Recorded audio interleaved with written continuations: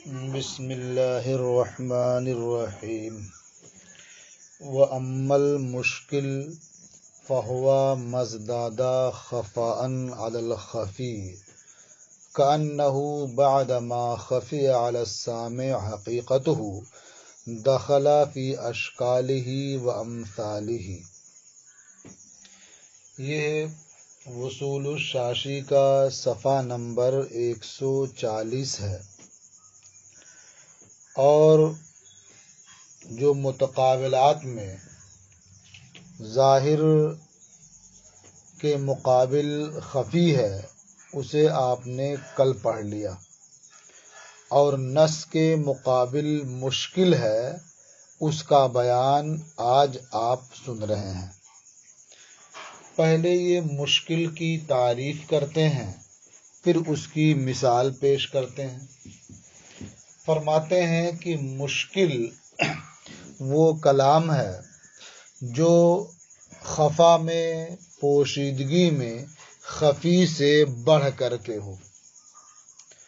تو جو خفی ہے اس میں تو پوشیدگی ہوتی ہے، طلب کے بعد مراد آپ سمجھ سکتے ہیں، لیکن مشکل میں جو پوشیدگی ہوتی ہے وہ خفی سے بڑھ کر کے ہوتی ہے۔ تو اس میں صرف طلب سے نہیں کام چلے گا، بلکہ طلب کے بعد تأمل کی بھی ضرورت پڑتی ہے۔ تو خفی اور مشکل میں فرق یہی ہوگا کہ خفی میں پوشیدگی کم ہوتی ہے اور مشکل میں اس سے زیادہ ہوتی ہے۔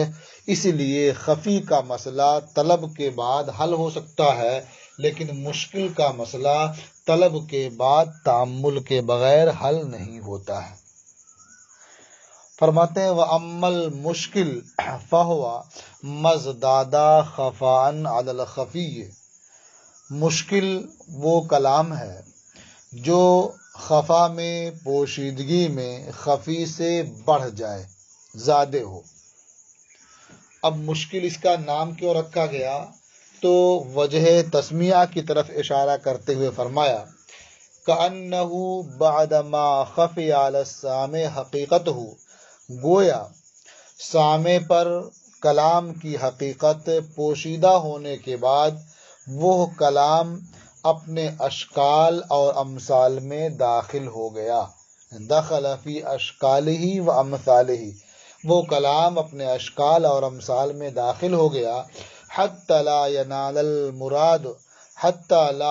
المراد الا بالطلب ثم بالتأمل، یہاں تک کہ سامع اس کلام کی مراد کو نہیں پا سکتا، اس کلام کی مراد نہیں سمجھ سکتا مگر طلب کے ذریعہ، پھر تأمل کے ذریعہ۔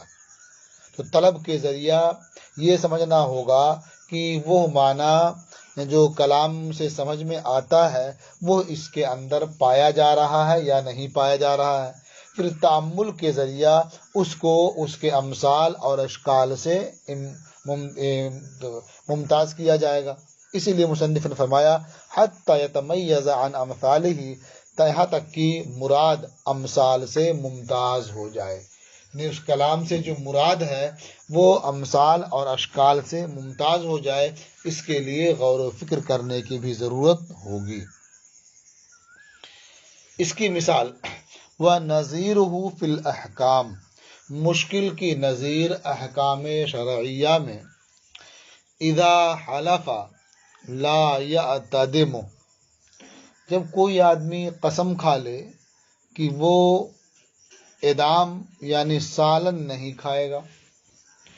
تو اب سالن نہیں کھائے گا تو یہ ظاہر ہے سرکہ اور تر کھجور کے شیرے کے معنی میں، یعنی اگر وہ سرکہ استعمال کر لیتا ہے یا تر کھجور کا شیرہ استعمال کرتا ہے تو ایسی صورت میں وہ حانث ہو جائے گا، اس لیے کہ وہ سالن نہیں کھائے گا۔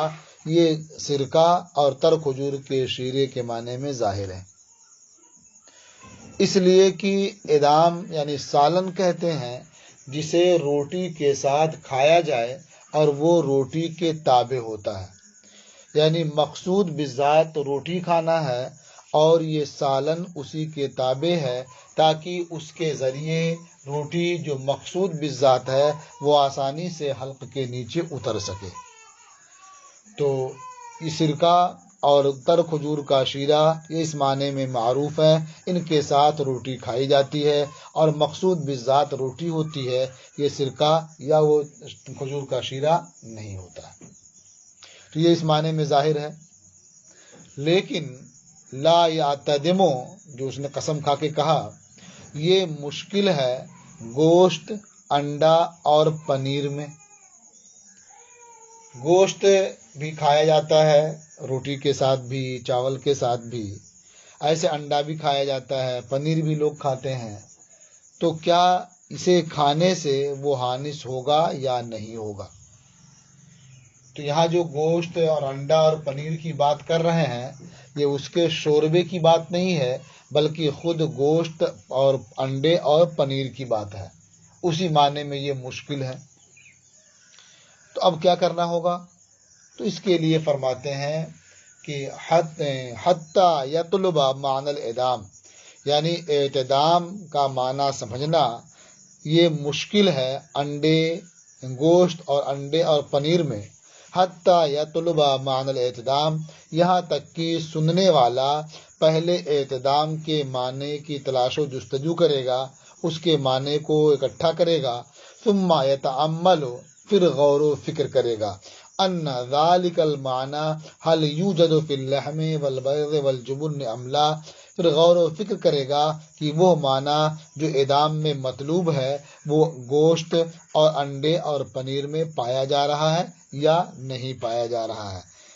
غور کرنے کے بعد پھر وہ کوئی حکم دے سکتا ہے۔ تو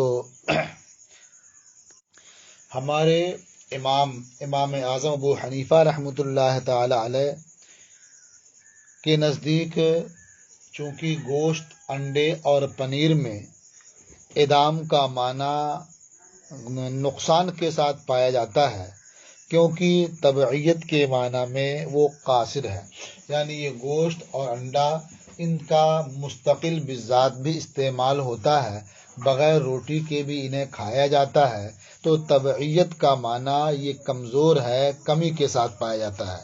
لہٰذا اگر کسی نے ایک دو بوٹی گوشت کھا لیا، ایک دو پیس انڈا کھا لیا یا پنیر کھا لیا تو وہ ہانس نہیں ہوگا، امام اعظم ابو حنیفہ رحمۃ اللہ علیہ اور امام ابو یوسف رحمۃ اللہ علیہ کے نزدیک ایک روایت میں۔ لیکن امام محمد رحمۃ اللہ علیہ فرماتے ہیں، اور یہی امام ابو یوسف رحمۃ اللہ علیہ سے ایک روایت ہے، کہ یہ تبعیت کا معنی اس میں پایا جاتا ہے، اس لیے کہ ادام یہ ماخوذ ہے موادمت سے، اور موادمت کا معنی ہوا موافقت، تو جو بھی روٹی کے ساتھ کھایا جائے یہ اس کے موافق ہوا، اور یہ چونکہ روٹی کے ساتھ بھی کھایا جاتا ہے تو اس کے موافق ہوا، لہذا ادام کا معنی اس میں پایا جاتا ہے۔ اور حدیث شریف میں بھی ہے کہ نبی کریم علیہ الصلوۃ والسلام نے ارشاد فرمایا، سید و ادام اہل الجنہ اللحم، کہ جنتیوں کے سالن کا سردار، یعنی جنتیوں کا سب سے بہتر سالن یہ گوشت ہے۔ تو اس سے سمجھ میں آیا کہ لحم یعنی گوشت بھی سالن میں شامل ہے، بلکہ شامل کیا، وہ سردار ہے سب کا۔ ہم اس کا جواب یہ دیتے ہیں کہ موافقت کامل جو ہوتی ہے وہ اختلاط سے ہوتی ہے، اور اس کا رنگ چڑھنے سے ہوتی ہے، اور ظاہر ہے کہ بوٹی کا رنگ نہ تو روٹی پہ چڑھتا ہے اور نہ ہی قاعدے سے اختلاط ہوتا ہے۔ بوٹی الگ رہتی ہے، روٹی الگ رہتی ہے، اختلاط نہیں ہوتا ہے۔ ایک دوسرے سے مجاورت تو ہو جاتی ہے کہ آپ بوٹی کو روٹی پہ رکھ کے کھا لیں، لیکن اختلاط نہیں ہوتا ہے۔ تو معنی کامل کب ہوگا؟ جب اختلاط بھی پایا جائے اور سالن کا رنگ روٹی پر چڑھے بھی، اور یہ چیز اس میں نہیں ہوتی ہے۔ رہ گیا مسئلہ حدیث شریف کا کہ اس میں فرمایا گیا کہ جنتیوں کے لیے گوشت یہ سالن کا سردار ہے، تو یہ حجت نہیں ہے، یہ دلیل نہیں ہے، کیونکہ ہمارا کلام یہ دنیا کے احکام میں ہے اور حدیث متعلق ہے آخرت سے، اس لیے وہاں کیا نعمتیں ہوں گی اور کس طرح کی ہوں گی، اس کا قیاس یہاں کی نعمتوں پر نہیں کیا جا سکتا۔ لہذا اعتدام گوشت، انڈے اور پنیر میں کامل طور پر نہیں پایا جاتا ہے، اس لیے اگر قسم کھا لی لا یا تدمو، پھر اس کے بعد گوشت کھا لیا یا انڈا یا پنیر استعمال کر لیا تو اس سے وہ حانث نہیں ہوگا۔ یہاں یہ بات سمجھنے کی ہے کہ جو ان چیزوں کا سالن تیار کیا جاتا ہے بلا شبہ وہ اعتدام میں داخل ہے، اس لیے کہ اس کا روٹی سے اختلاط بھی ہوتا ہے اور شوربے کا رنگ بھی روٹی پر چڑھتا ہے، تو اگر یہ شوربہ استعمال کیا تو حانث ہو جائے گا۔ یہ مشکل کی تعریف اور اس کی مثال ہو گئی۔ اب اس کے بعد مجمل کا بیان شروع کرتے ہیں۔ فرماتے ہیں ثم فوق المشکل المجمل، پھر مشکل سے بڑھ کر کے مجمل ہے، یعنی خفی میں اشتباہ ہوتا ہے، پوشیدگی ہوتی ہے، لیکن یہ کم درجے کی ہوتی ہے۔ مشکل میں یہ پوشیدگی اس سے بڑھ کر کے ہوتی ہے، اور مجمل میں مشکل سے زیادہ ہی پوشیدگی ہوتی ہے اور اشتباہ ہوتا ہے۔ اب ایسا کیوں ہے؟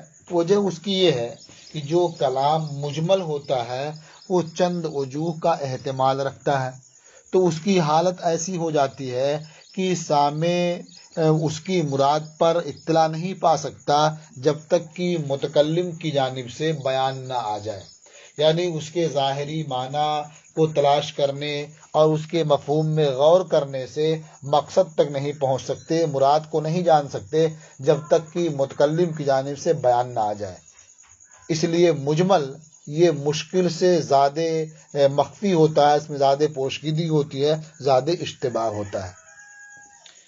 فرماتے ہیں ثم فوق المشکل المجمل، پھر مشکل سے بڑھ کر کے مجمل ہے۔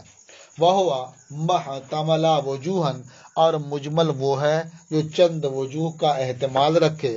فَصَارَ بِحَالٍ لَا يُوقَفُ عَلَى الْمُرَادِ بِهِ إِلَّا بِبَيَانٍ مِّن قِبَلِ الْمُتَكَلِّمِ، تو وہ مجمل اس حالت میں ہو جاتا ہے کہ اس کی مراد پر اطلاع نہیں پائی جا سکتی مگر متکلم کی جانب سے بیان کے ذریعہ۔ تو یہ مجمل کس کے مقابل ہے؟ یہ مفسر کے۔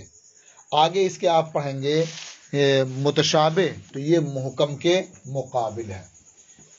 تو مجمل یہ مفسر کے مقابل ہے۔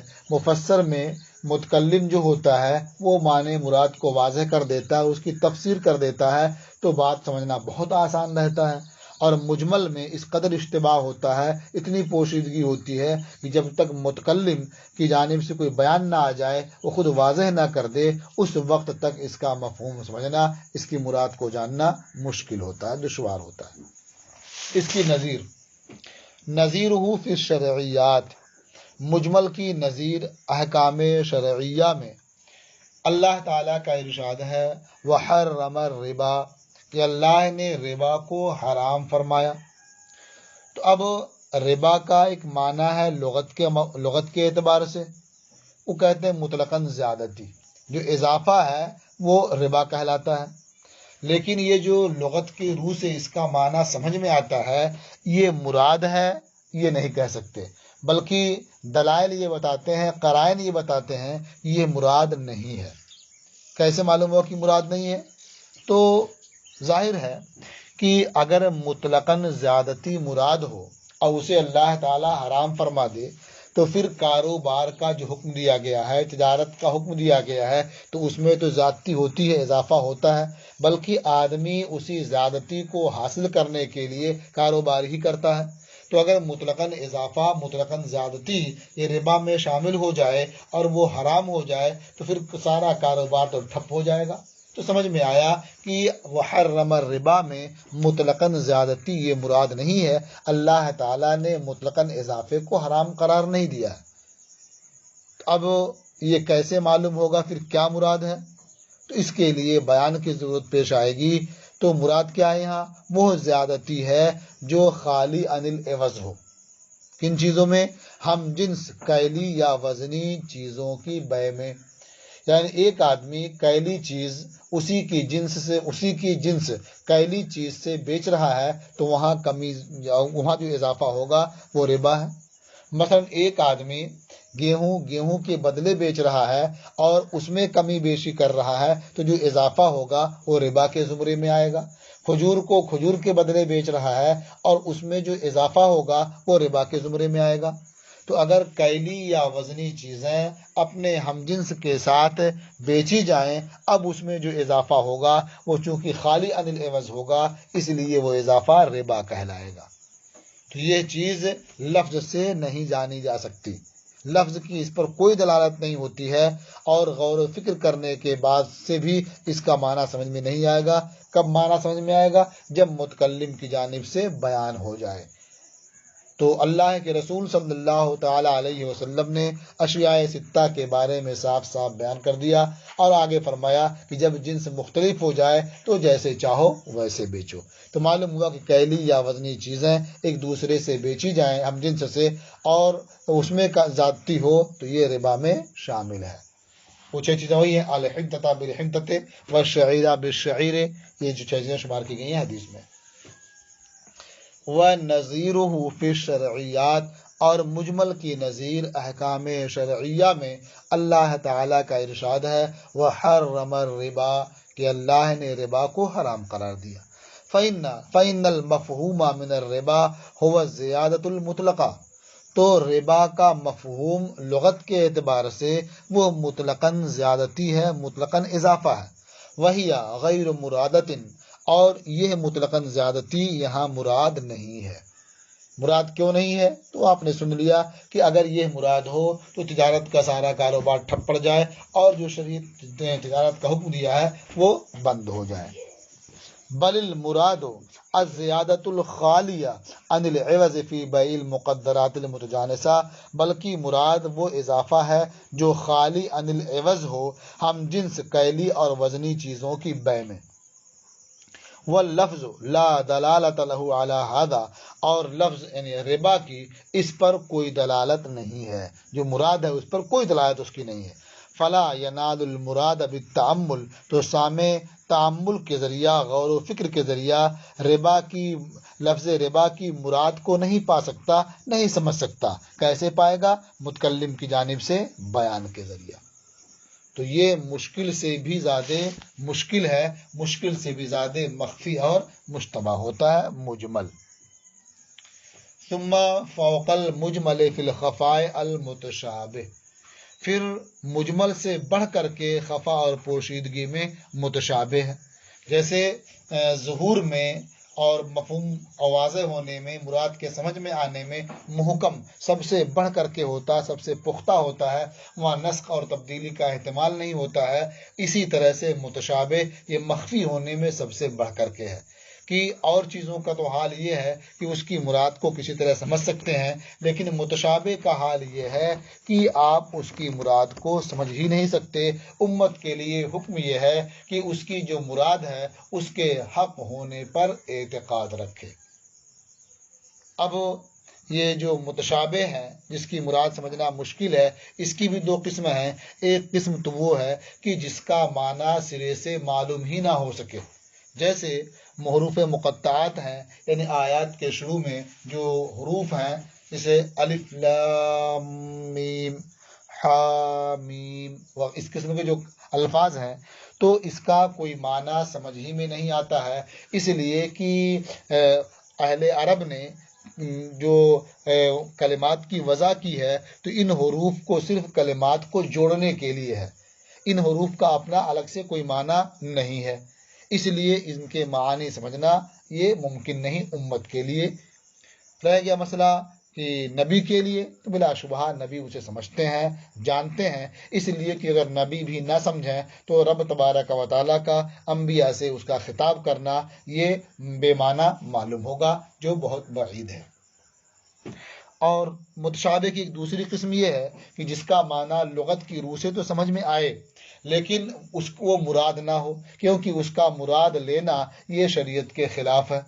جیسے ید اللہ ہے، وجہ اللہ ہے، تو اس کا لغوی معنی تو معلوم ہوتا ہے کہ اللہ کا ہاتھ، اللہ کا چہرہ، لیکن ہاتھ اور چہرہ جو سمجھ میں آتا ہے وہ اللہ تعالیٰ کی ذات کے بارے میں مراد نہیں ہے، کیونکہ اللہ تبارک و تعالیٰ جسم اور جسمانیات سے پاک ہے۔ ثم فوق المجمل فی الخفاء المتشابہ، پھر خفا اور پوشیدگی میں مجمل سے بڑھ کر کے متشابہ ہے۔ متشابہ کہتے ہیں اس کلام کو جس کی مراد جاننے کی امید ختم ہو چکی ہو دنیا میں، نسبت کرتے ہوئے امت کی طرف، یعنی امت کے لیے جس کی مراد جاننے کی امید منقطع ہو دنیا میں۔ مثال المتشابہ الحروف المقطعات فی اوائل السور، متشابہ کی مثال حروف مقطعات ہیں جو سورتوں کے شروع میں ہیں۔